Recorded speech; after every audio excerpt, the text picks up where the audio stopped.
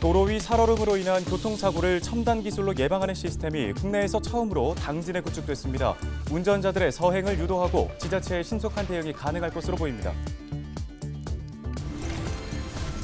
고금리에 또 난방비를 비롯한 공공요금까지 줄줄이 인상되면서 골목 상권이 벼랑 끝으로 몰리고 있습니다. 서민들의 지갑이 쉽게 열리지 않으면서 폐업을 고민하는 상인도 늘고 있습니다. 서산시가 도내 최초로 전문 예술인들에게 창작 수당을 지급합니다. 예술인들의 안정적인 창작 활동을 돕기 위한 것으로 1년에 50만 원을 지역화폐로 지급합니다.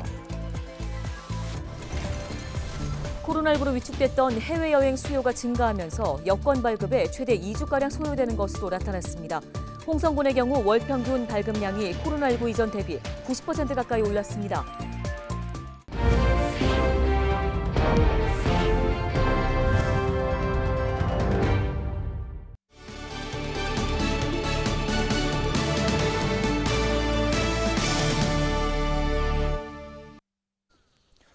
여러분 안녕하십니까? 헬로티비 뉴스입니다. 눈과 비가 잦은 올 겨울, 운전자들을 특히 위협하고 있는 건 바로 도로 위 살얼음입니다. 겨울철 교통사고의 주범으로 꼽히는 만큼 각별한 주의가 필요한데요. 네, 살얼음 사고를 예방하는 시스템이 국내에서 처음으로 당진에서 운영돼 관심을 모으고 있습니다. 한범호 기자가 전해드립니다. 자동차 30여 대가 중심을 잃고 잇따라 추돌한 사고, 원인은 도로 위 살얼음이었습니다. 이는 육안으로 구분이 어려워 대형 사고로 이어질 가능성이 높습니다.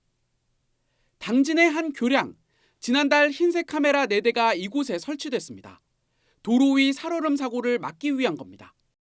교량 위의 도로는 일반 도로의 도로 온도보다 낮아 블랙아이스가 발생할 확률이 높고, 특히 채운교는 성문 국가산업단지로 통행하는 대형차들이 많은 도로이기 때문에 제일 먼저 설치를 하였습니다. 먼저 열영상 카메라가 도로 표면에 있는 수분이 얼마나 얼었는지를 파악합니다.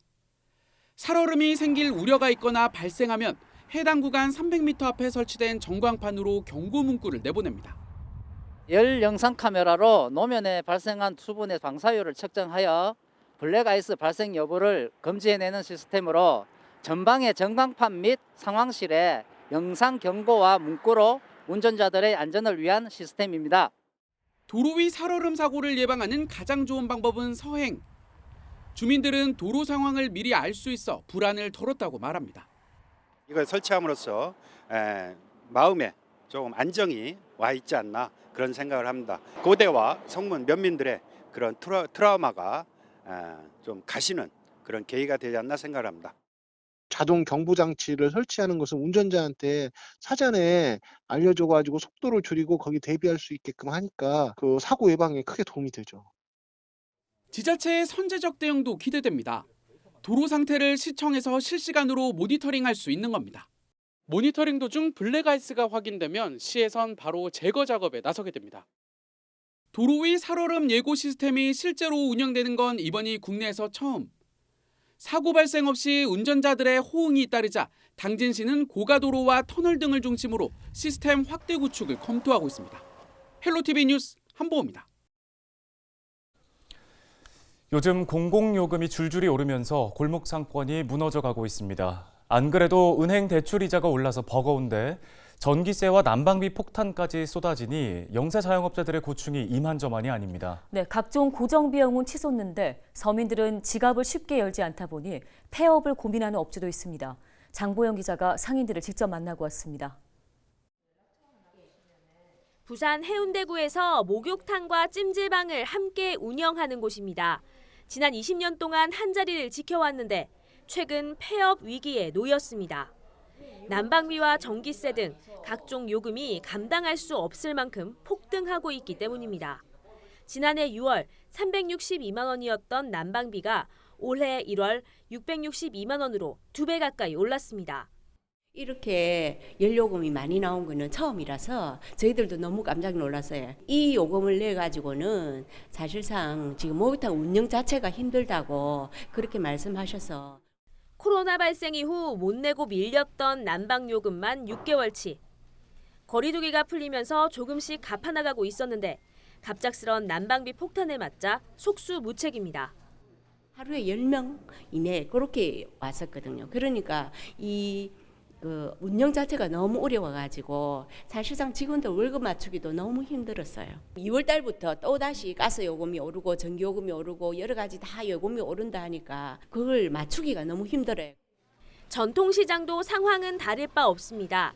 작은 죽집을 운영하는 손추정 씨도 가스 요금 고지서를 받아들고 깜짝 놀랐습니다. 지난달보다 배나 올랐기 때문입니다. 죽을 끓이려면 매일 가스불을 켜놔야 하는데 비용을 감당할 수 있을지 겁이 납니다. 수입은 똑같은데 저렇게 이제 도시가스 값이나 뭐 부수적으로 그것만 오르는 게 아니고 뭐 통값이나 뭐 여러 가지 지금 자재가 안 오른 게 없지 않습니까? 근데 이제 같이 이제 오르니까 동반 상승하니까 저희도 또 많이 힘들었죠. 정육점을 운영하는 정병구 씨는 고금리 폭탄에 힘겨워하고 있습니다. 최근 신용보증재단을 통해 1억 원을 대출받았는데 이자가 2배로 뛰었기 때문입니다. 신용보증료까지 합하면 연 7% 수준이라 충격이 큽니다. 정 씨는 소상공인을 위한 낮은 금리 혜택은 하늘의 별 따기라며 제약이 너무 많다고 토로합니다.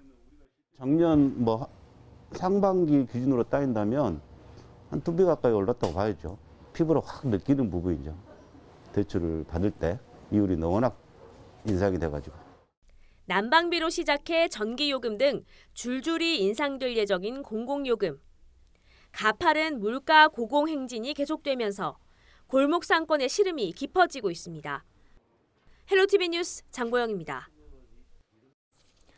서산시가 도내 최초로 전문 예술인들에게 창작수당을 지급합니다.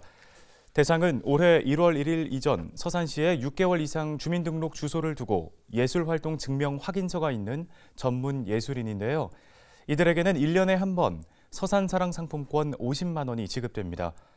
서산시는 예술인들의 안정적인 창작 활동을 돕기 위해 창작수당을 지급하게 됐다고 밝혔습니다.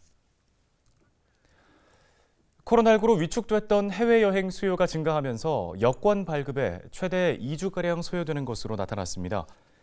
홍성군의 경우 코로나19가 확산됐던 2020년부터 2021년까지 월 평균 여권 발급량은 64건에 불과했습니다. 하지만 현재는 월 평균 400여 건으로 코로나 이전 발급량의 88% 수준까지 회복한 것으로 집계됐습니다. 홍성군은 전국적으로 여권 신청량이 급증해 발급 기간이 기존보다 2배 이상 늘어났다며 최소 여행 2주 전 신청할 것을 당부했습니다.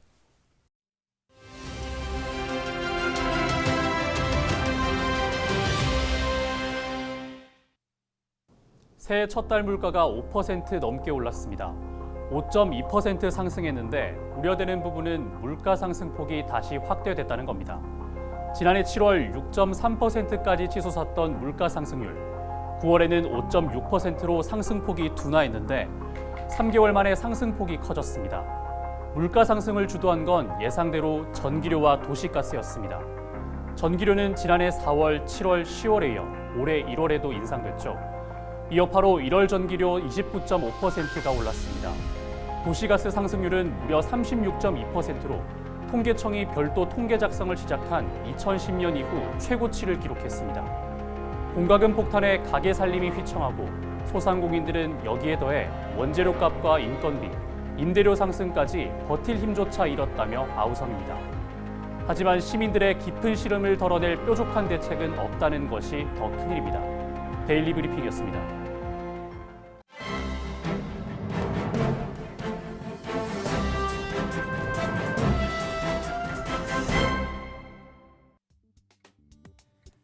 신문 브리핑입니다. 전국 돼지 사육 1위 시도인 충남 곳곳에서 축사 악취 민원이 끊이지 않고 있어 대책 마련이 필요해 보입니다. 지난달 1일 기준 충남 돼지 사육 두수는 237만 7,300여 마리로 전국 17개 시도 중 가장 많으며 그 비중도 20.4%에 달하는데요. 충남은 돼지 분뇨로 인한 악취에 시달리고 있습니다. 민원 다발 지역만 111곳에 이르는데요. 제기된 민원 대부분이 기존부터 사육을 하고 있던 농가와 도시개발로 새로 들어선 공동주택 또는 귀촌인 간의 갈등이라는 게 도 관계자의 설명입니다. 갈등을 최소화하기 위해서는 분뇨를 처리할 공공시설 증설이 요구되는데요. 자체 분뇨 처리 시설이 없는 축사는 다른 시설에 위탁을 맡겨야 하는데 현재의 공공처리시설 용량으로는 발생하는 분뇨를 모두 수용하는 데 한계가 있다는 겁니다. 도내 가축분뇨 공공처리시설과 공동자원화시설의 일평균 분뇨 처리량은 4,588톤. 지난해 충남에서 발생한 일평균 가축분뇨의 19.4% 수준에 불과합니다. 충남연구원 강마야 박사는 사업비 절감 목적으로 자체 분뇨 처리 시설을 두지 않는 농가가 많다며 공공처리시설은 분뇨를 다룬다는 이유만으로 주민들의 반대가 심해 설치가 어려운 상황이라고 설명했습니다. 신문브리핑이었습니다.